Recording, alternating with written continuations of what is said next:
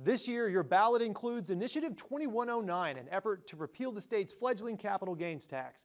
Opposing campaigns agree the stakes are high with 2109, but disagree on why. The state capital gains tax was enacted in 2021 with the passage of Senate Bill 5096.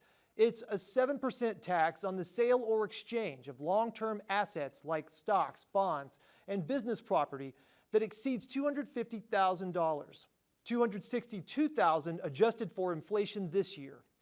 It does not apply to real estate transactions. There are certain other exemptions set up for retirement accounts and qualifying small businesses. The state capital gains tax took effect in 2022, and the first payment was due in April of 2023. It brought in close to $800 million in year one and around $430 million in year two. The first $500 million from the tax goes to the Education Legacy Trust account set up for K-12 and preschool programs. When capital gains tax collections exceed $500 million in a year, the additional money goes to an account to fund school construction projects. In conjunction with the capital gains tax, in 2021, lawmakers approved the Fair Start for Kids Act, which set up a new funding stream for child care subsidies and access to early childhood education. That program is partly funded by the capital gains tax collections.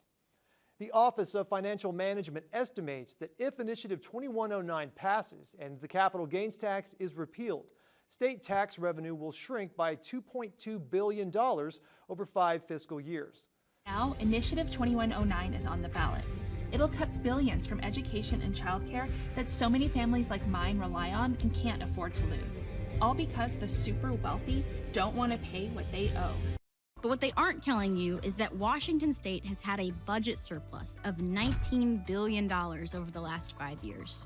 The capital gains income tax is a pathway to broader taxation. Up next, a 2109 supporter and an opponent of the initiative will join me on the set for a panel discussion. Stay with us. Joining you now, Initiative 2109 supporter Vijay Boyapati, a Seattle-based software engineer, and initiative opponent Dr. Stefan Blanford, the executive director of the Children's Alliance. Thank you both for your time today.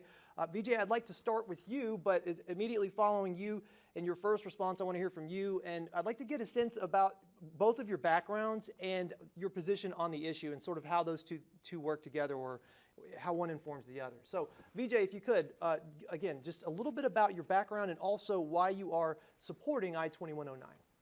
So firstly, thank you for the introduction, Mike, and I appreciate TVW having me here to talk about what I think is an incredibly important issue for the future of Washington's economy and the vibrancy of our economy. You can probably tell from my accent that I was born and raised in Australia, and I came here about a quarter of a century ago to do a PhD in computer science. I didn't do the PhD. I ended up at a small startup, and that startup was called Google.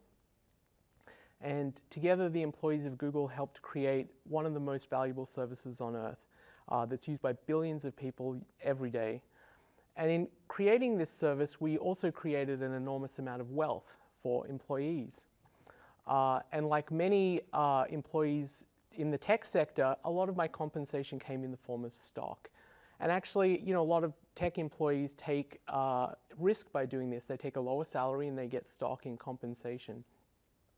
So when Google went public, I actually faced a very important question for my life, which is, would I stay in California and pay a very large state income tax on top of the federal capital gains tax, or would I go somewhere which didn't punish success?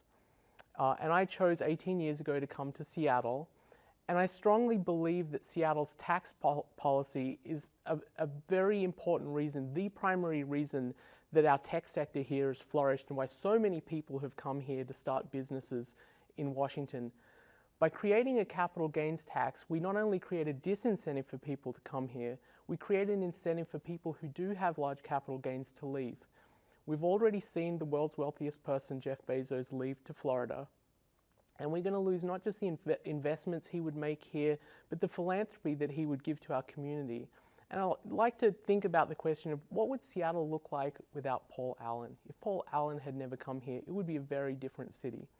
This is part of the reason, we'll talk about the other reasons, but this is part of the reason I think people should support 2109 and vote yes, so that Washington continues its long tradition of not punishing success, but welcoming America's and the world's best and brightest here to create vibrant companies, jobs, and the future of technology right here in Washington. Okay, Dr. Blanford, if you could, again, your background and why you oppose I-2109. Sure, and thank you also for the opportunity to speak on this issue. My name is Dr. Stefan Blanford. I'm the Executive Director of Children's Alliance, and Children's Alliance advocates for all 1.7 million children in Washington State. We've been in existence for 41 years, and we, along with lots of partners across the state, were responsible for getting the passage of the Fair Start for Kids Act in 2021. At that time, healthcare and childcare was decimated in the state, and this law was put into place to make investments in childcare, which is seen as a absolute essential, both for the children who get access to high quality childcare and are later on successful in K-12 and later on in life, as well as for restarting the economy, which during the pandemic was decimated, and without having a robust child care sector, there was no way that the Washington state economy would restart. The capital gains tax funded the Fair Start for Kids Act, and Children's Alliance has been instrumental both in its passage and in defense of it, as we will go through in your questions coming up. So let's start on that note. What's your perspective on the concern that child care subsidies and some additional education funding will be out the window if the initiative passes? Are you concerned about that? I think the issue here is that I think Mr. Blanford and the proponents of the capital gains tax think this is a problem of money. I really disagree with that. I think you look at the budget and how it's grown in Washington over the last, say, 15 years. In 2010, the general fund budget was $26 billion. It's $70 billion today. That's a 270% increase in the last 15 years. The population of Washington has only grown 15%. We need to understand how the money is being spent and if it's being spent efficiently. I really think it's not being spent efficiently. If you look at the cost of educating an average student in the public system versus the private system, it's $13,000 in the private system and $18,000 in the public system. That's a 40% difference. And I don't think anyone believes that kids in the public system are getting a superior education for that difference in cost, and they're not getting more teachers per student. So I think we really need to look at the efficiency here. I think the one thing that Mr. Blanford and I would agree on is that every student in Washington, every child in Washington deserves not just a good education, but a world-class education. The kids today are going to be dealing with things like artificial intelligence and virtual reality and self-driving cars and cryptocurrencies. We need a great STEM education for our kids, and they're not getting it. So I think we need to look at how we can improve our educational systems, and I really believe this is about incentives. We can talk about that. It's getting a little bit away from the conversation on the capital gains, because I think, you know, we can talk about how we can fix the educational system, but we also need to talk about the trade-offs with creating a capital gains tax. And that's one thing I don't think proponents of the capital gains tax have done, is to honestly talk about the trade-offs, because they're very, very important and massive trade-offs to our economy by having a capital gains tax. If you could, Dr. Blanford, just give us your perspective on the argument that economic development in Washington is what it is, in part because there was not a tax like a capital gains tax, whereas many of the other competitors, especially in the tech sector, do have such a tax. I look forward to that discussion, because I did some research, because I thought it was important to counter some of the arguments that have been made in the past on this particular issue. I think VJ's argument is that if we put a capital gains tax in place, which it has been in place since 2021 and has raised in its first year $838 million that have funded early learning and K-12, that if that happens, then we'll lose tech sector workers and other people of wealth who are subject to the tax. I think it's important for your listeners to know that only 0.2% of all Washingtonians who pay taxes are actually subject to the capital gains tax. That's 0.2%, not 1%, not 2%, but 0.2%. So these are the wealthiest people in the state who are subject to this tax, and it is only 7% of the profits that they make when they sell their assets, not their houses, those are exempted, but stocks and bonds, where they gain, if they make over $250,000, then the first dollar over $250,000 is taxed at 7%. VJ will make the argument that tech sector leaders will leave as a result of that. But there are ample studies out there that show that that is not the case. As a matter of fact, there was one study that came out recently that says for most workers who, or most people who can afford to move to other places, only 2.4% of them actually leave. There are only 8 states in the union that actually don't have a capital gains tax. They are Alaska, Florida, Nevada, New Hampshire, Tennessee, Texas, South Dakota, and Wyoming. And many of those states are actually considering having a capital gains tax as well, because it raises revenue to fund critical programs like education in Washington state. And so those arguments that people will leave in droves, including Jeff Bezos, those are specious arguments. Jeff Bezos was very clear when he announced that he was moving to Florida. He wanted to go and spend time with his family, and he wanted to spend time monitoring his investments in space.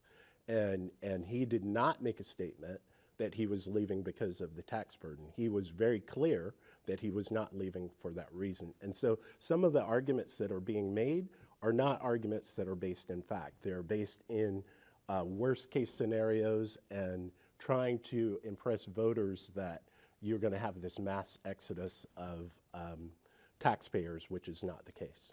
May I respond to that? I think there's 2 very critical points that Mr. Blanford brings up that I think need to be responded to.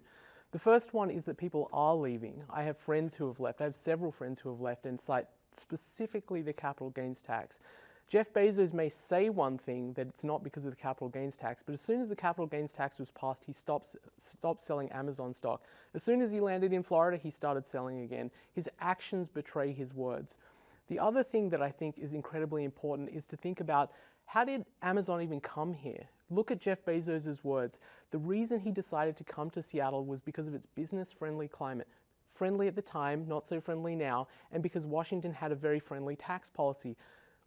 I would ask Mr. Blanford, would the people of Washington be better or worse off if Amazon was never founded here? If Jeff Bezos had said, actually, I want to found in Florida, and we're competing with Florida, we're competing with Texas. These states have very large inflows of people from places like California and New York, and it will start becoming Washington as well because of this tax. The other point I want to make is that this only affects 0.2% of the population. This is just a marketing gimmick. Within 1 year of passing this tax, people in the legislature who supported this have pushed new legislation to reduce the threshold from $250,000, which is where you start paying this tax, down to $15,000. This is going to apply to everyone who has stocks. And the people who are going to be harmed the most are the people in the tech sector who get a big chunk of their salary and their compensation in stock. So my point of view is, if you work in the tech sector, you should really consider the impact here. This is going to increase the capital gains burden on your stock sales by almost 50%. It's going to be a big impact. There are hundreds of thousands of people like this. And I was worried about this tax when it was passed, and I went into the Microsoft campus because I didn't know how people felt. And I asked people, what do you think of this tax? A lot of people didn't know about it, but the people who did said, actually, that's going to harm me a lot. I don't support that. I would repeal that. And I think what you're going to see is, even though traditionally the tech sector is fairly liberal, people realize that this tax is going to affect them. They've opened the door. They're marketing it as just for rich people, but they're already trying to lower the threshold so that this applies to basically everyone. If you could respond to the argument that the threshold could be lowered, that other versions of the legislation, other bills have had lower limits, which some is, he referenced 15,000. I believe there was a $25,000 limit for one that was proposed. But also what impact that could have economically. Are you concerned that, I guess I'm asking you two questions to sort of respond to. One, do you think that it's likely the legislature will lower this tax if, for example, proceeds do not come in as planned, or lower the threshold rather? Or two, do you think that the economic impact of not having the next Amazon outweighs the potential benefits of the funding that the tax brings? Well, I'd start off by saying that what we're talking about is on the ballot. The language has already been produced, and what is very clear is that what's on the ballot is an initiative to get rid of the capital gains tax. I'm not going to argue because I do not know what the plans are. I think VJ is using a play from the playbook that Tim Eyman uses, which is to look at a law or a policy that is in place and extrapolate all these terrible outcomes. The voters of Washington State have the capital gains tax in front of them. 0.2% of Washingtonians actually have to pay that tax. I hope that we will get into a conversation about who benefits from the tax, who benefits from which children and what parts of the state they benefit, because I can share numbers about significant impacts that come from the tax. And I think it's important to note the fact that this is a tax break for millionaires and billionaires in Washington State at the cost of low-income people and middle-income people and their children. Because it is very clear, we can go through the numbers and I'll be happy to share. Go ahead. So, for example, in Adams County, as a result of this tax, there are 59 kids who are in childcare right now that would not be in childcare as a result of the tax. The amount of grants that have been given in that area, in that county, are $50,000, and $943,000 has been going into subsidies that provide for childcare in that county. We could look at any county in Washington State because millions of dollars have already started to benefit schools and childcare centers across the counties. And for every county, we're happy to share this data, it is abundantly clear that it's already benefiting children and families at the cost of the 0.2% of Washingtonians who are the wealthiest Washingtonians that you can imagine and are subject to a tax that is only 7%. I did a little bit of research to find out that since the pandemic, those same wealthiest Washingtonians, on average, increased their wealth 40% since the start of the pandemic. They have enough money, there is no doubt about it, and they have some obligation to pay their fair share so that all the children in Washington State have a chance to reach their potential. If you could respond to the specifically, I want to ask too, the claim, the idea that, you know, people are sort of getting a pass, the extremely high earners or extremely high investment portfolio owning individuals are the ones who are paying this tax, which is going to people who really can't afford childcare without some help. Yeah, no, it's a great point. This is not a tax on being wealthy. This is a tax on becoming wealthy. This is a tax for people who come here and find success. They work at a tech company or they start a company themselves or a small business and they build it out over many years and they have a financial success.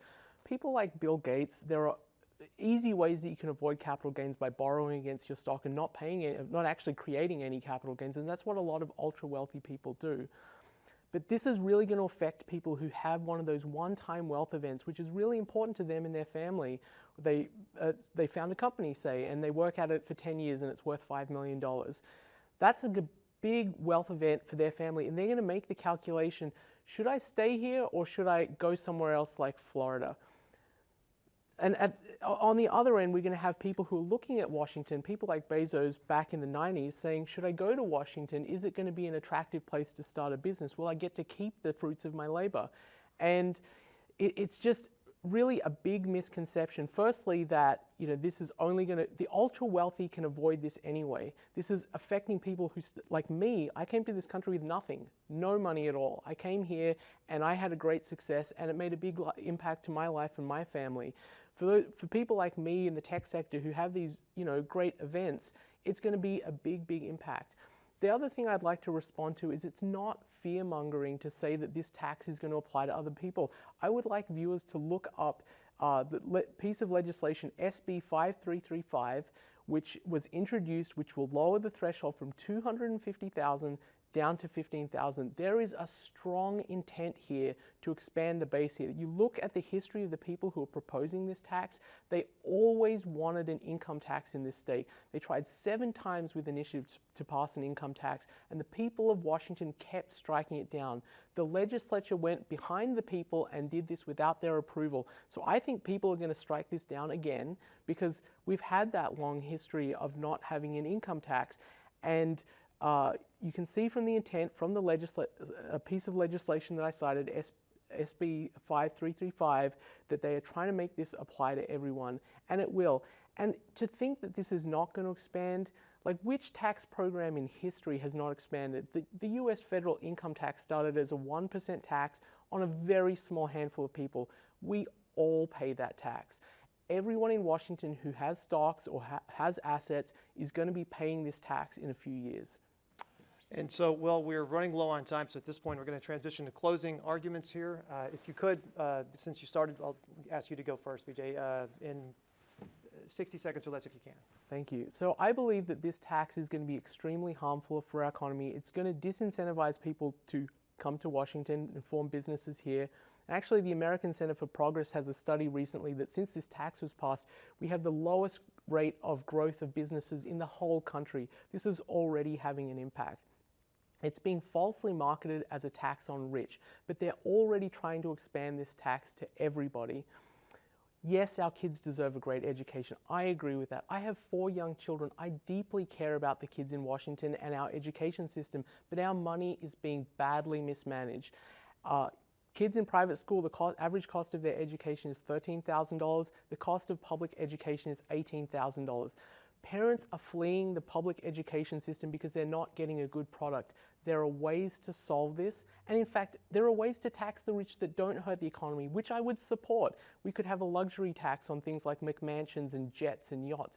That's fine, but this tax is going to have a massive detrimental effect on our economy. We need to vote yes on Initiative 2109, and we need to repeal the capital gains tax and make Washington a place where we don't punish success and we welcome America's best and brightest.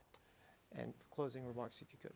I didn't get a chance to share some of the data on the communities all around Washington State that benefit from the tax. I think it is important for voters and for your listeners to be able to go to known2109.com or .org, and you will find all kinds of information on how it is already benefiting children and families in Washington State. It's important for voters also to know that this is a tax break for the wealthiest individuals in Washington State, the 0.2% of Washingtonians who are subject to the tax, to the benefit of all of the people who stand to gain from having a tax that funds education, that funds child care, that ensures that women have a place to send their children when they go back to work. And so for lots of different reasons, and the tax already exists, so it's important, if you are supportive of continuing the investment, that you vote no on the initiative, and so that we can continue to go forward and not go back as Vijay would have us do. We will have to leave it there. Thank you both very much for your time and your perspective. We do appreciate it. Well, we're out of time, but we hope you'll join us again next week for more in-depth interviews you won't find anywhere else. Have a great week.